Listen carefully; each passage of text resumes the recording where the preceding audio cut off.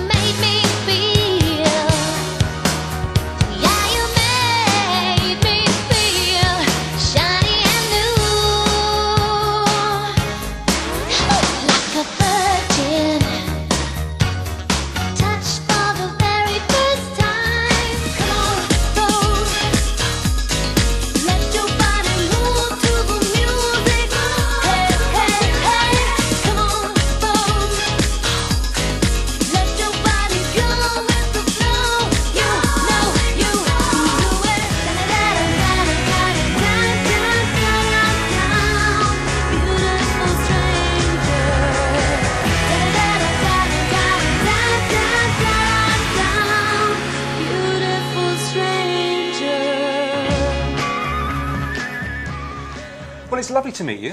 Thank Shake you. your hand. Lovely nice to see meet you too. And thanks for giving us your time. Well, let's talk about writing and the book. I mean, Lewis Carroll and A.A. Milne, you know, famous children's writers, they've said, they're long dead, but before they died, they said that much of their inspiration came from telling their own children's stories, or, you know, their nieces and nephews' stories, and what, it was kind of market research, and what went down with the kids was what they would then go and write and polish up. Does it work that way with you and your kids? Yeah, to a certain extent. I mean, I did read lots of books to my children before I wrote these books, and I did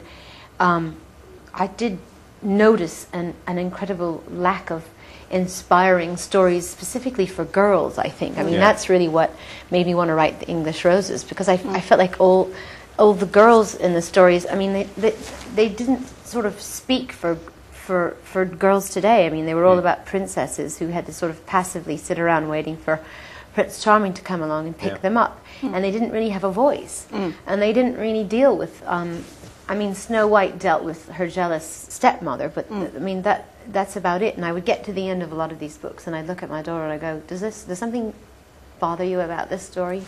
And she would always say, yeah, it never says whether the princess wants to marry the prince. Clever. So, Yeah, that's bright. It's quite cunning. well spotted. How old is she now? She's 8, That's going very on perceptive 18. for an 8-year-old. What about Abdi then? I mean, what was your inspiration for that? My inspiration for that was, I mean, well, I love that sort of, that world, that genre, that Arabic world, 1001 Arabian Nights. It's very like a tale of the Arabian Nights. Ali Baba and the 40 Thieves, like that whole world. And I wanted, the story itself is based on a story that someone had told me about this man who, no matter what happened to him, no matter what obstacles he faced, and, you know, he would always look at this situation and say, I'm sure it's all for the best.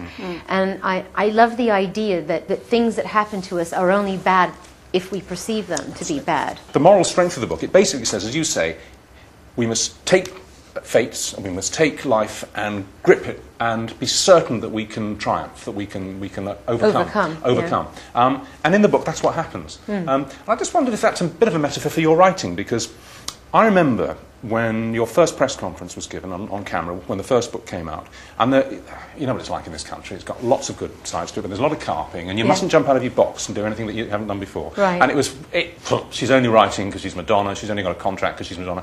These are best-selling books around the world, aren't they? I mean, it's the #1 best-selling children's book now. Yeah. So you must feel a fabulous sense of vindication. You must. You wouldn't be human not to. Well, I mean, I don't know. I won't say that I'm not enjoying myself. But yeah, I mean, I think in the end, I was prepared for the adversity that I might meet, because people would think, oh God, you know, who are you to you know, what's your credibility? Who are you to write children's stories? But if you really think about it, I'm a perfect person to write children's stories. I have children, and I have stories, and you know, I've had a life, and I've got things that I've learned along the way, and experiences that I think if I shared them with other people, would be very helpful. Yeah. I was reading about, I think it must have been an interview that you did not long ago, actually, just a few weeks or a couple of months ago, in which you said you told the journalist this story about your daughter and how she was driving you nuts because she was always fighting with one particular girl at her school. And finally you said to her, look, well, you know, apologise. And she said, but it's not my fault, it's not my fault. Never mind, because if you apologise, it kind of breaks the dam. I remember that phrase, and it means that things can move forward again. I tried that on my own daughter, who is 17 and should know better, a few days later, and she was struck dumb. But she was having huge fights with her friends at school, and she said exactly the same thing. I said, well, just get together and apologise. And she said, I'm not apologising, it's not my fault. And I said what you'd said, and she was sort of, oh, I never thought of that. Did it work? Yeah, it did work. I didn't know about this. It did work.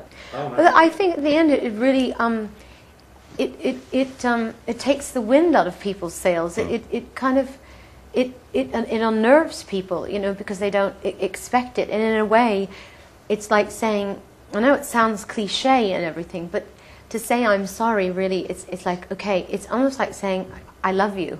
I'm sure that you know that one of the ways to stop arguments or to avoid arguments is just to go, okay, you know what? This is so timely, right? On Friday night, we had a massive fight. Okay, really ripped it out of each other.